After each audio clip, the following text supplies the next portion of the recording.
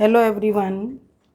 Biological classification part 2, ये 11th का chapter है, सेकंड चैप्टर बायोलॉजिकल क्लासिफिकेशन, जो कि काफ़ी इम्पॉर्टेंट चैप्टर है। बोर्ड के लिए भी इम्पॉर्टेंट चैप्टर, नीट के लिए भी इम्पॉर्टेंट चैप्टर है।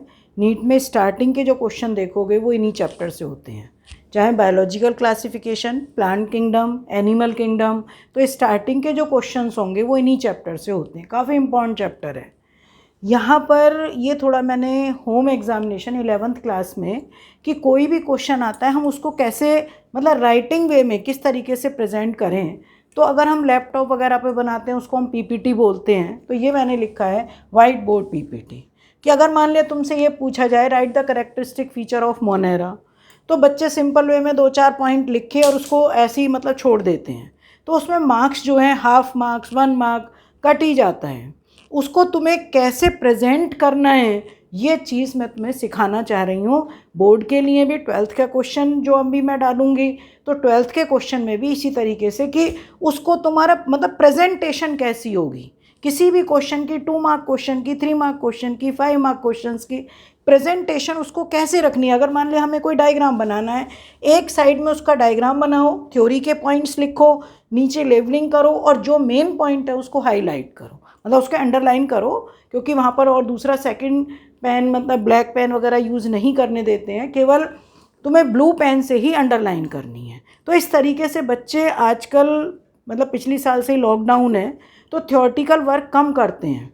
ऑब्जेक्टिव, क्योंकि एग्ज़ाम होते हैं तो ऑब्जेक्टिव ही होता है, थ्योरी वो कम लिख पाते हैं, इसलिए मैंने छोटी छोटी वीडियो ये बनाई हैं। तो सबसे पहले characteristic feature of kingdom Monera. Monera में आते हैं प्रोकैरियोट्स, तो इसमें सारे क्या होंगे, unicellular and prokaryotes, primitive nucleus वाले जिसमें सेल ऑर्गेनेल्स नहीं हैं। सम टाइम फॉर्म्स ग्रुप्स और फिलामेंट, या तो ये ग्रुप में होंगे, जैसे कोकस है, बैक्टीरिया है कोकाई फॉर्म में है, बेसिलाई फॉर्म में है तो ग्रुप में है, और या फिलामेंटस होंगे। न्यूट्रिशन मेनली एब्जॉर्प्टिव होता है, सम टाइम ऑटोट्रॉफिक, और ऑटोट्रॉफिक में भी 2 हैं, फोटोसिंथेटिक एंड कीमोसिंथेटिक।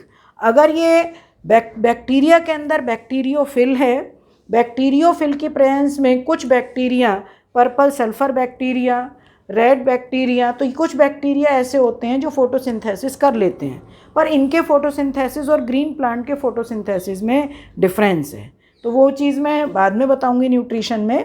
कीमोसिंथेटिक का मतलब केमिकल सब्सटेंस है, उसके ऑक्सीडेशन रिडक्शन से जो एनर्जी रिलीज होती है उस एनर्जी से अपना फूड सिंथेसिस करते हैं। For example sulphur bacteria, hydrogen bacteria, nitrifying bacteria, iron bacteria, methane bacteria, all are chemosynthetic bacteria. Chemosynthesis की प्रोसेस केवल बैक्टीरिया में होती है और किसी ऑर्गेनिज्म में नहीं होती, ध्यान रखोगे। Cell wall is non cellulosic with peptidoglycan, और पेप्टिडोग्लाइकेन नाम and NAG, N acetyl muramic acid, N acetyl glucosamine. ठीक है, ये ध्यान रखोगे, N acetyl muramic acid, N acetyl glucosamine. अगला पॉइंट है found everywhere such as soil, बहुत सारे बैक्टीरिया सॉइल में होते हैं, मतलब जैसे राइजोबियम वगैरह वैसे सॉइल में रहते हैं, पर दाल वगैरह के जो प्लांट्स होते हैं उनकी रूट्स में जाकर रूट नोड्यूल बनाते हैं। बहुत सारे हैं, एजेटोबैक्टर है, नाइट्रीफाइंग बैक्टीरिया हैं, मोस्टली सॉइल में हैं, एयर में हैं, वाटर के अंदर हैं, हॉट स्प्रिंग्स में, डीप ओशंस में आर्की बैक्टीरिया हैं, बहुत सारे बैक्टीरिया पैरासिटिक भी हैं।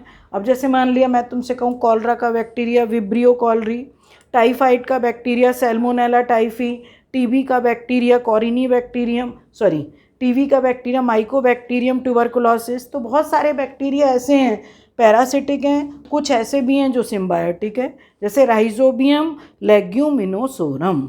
राइजोबियम लेग्यूमिनोसोरम एक सिम्बायोटिक बैक्टीरिया है जो पल्स, जितनी भी दालें होती हैं उनकी रूट्स में नोड्यूल बनाकर वहाँ पर सिम्बायोटिक फॉर्म में रहते हैं। इनका काम क्या है, एटमॉस्फेयर की फ्री नाइट्रोजन को लेकर ये नाइट्रोजनस कंपाउंड्स में चेंज करके प्लांट्स को देते हैं, और उसमें डीएमिनेशन और अदर प्रोसेस के थ्रू प्रोटीन का सिंथेसिस होता है। तभी हम कहते हैं कि सभी दाल वाले प्लांट्स में प्रोटीन का अमाउंट ज़्यादा होता है।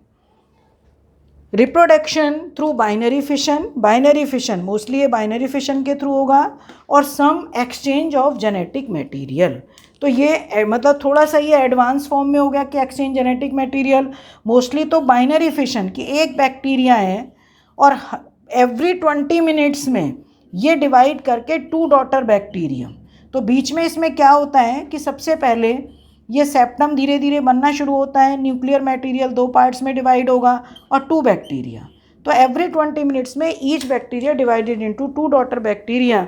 This process is known as binary fission. ठीक है, तो ये एक कैरेक्टरिस्टिक फीचर है किंगडम मोनेरा के। प्रेजेंटेशन देखो, जैसे हम लैपटॉप में कंप्यूटर पर प्रेजेंटेशन करके किसी चीज़ में ऑफिस फाइल में कि उसको हमें प्रेजेंट करना है, वो सब चीज़ दिखाते हैं। तुम्हें अब अपने नोट्स में ये प्रेजेंटेशन करके नोट्स तैयार करने हैं। ठीक है, ओके बेटा, थैंक यू।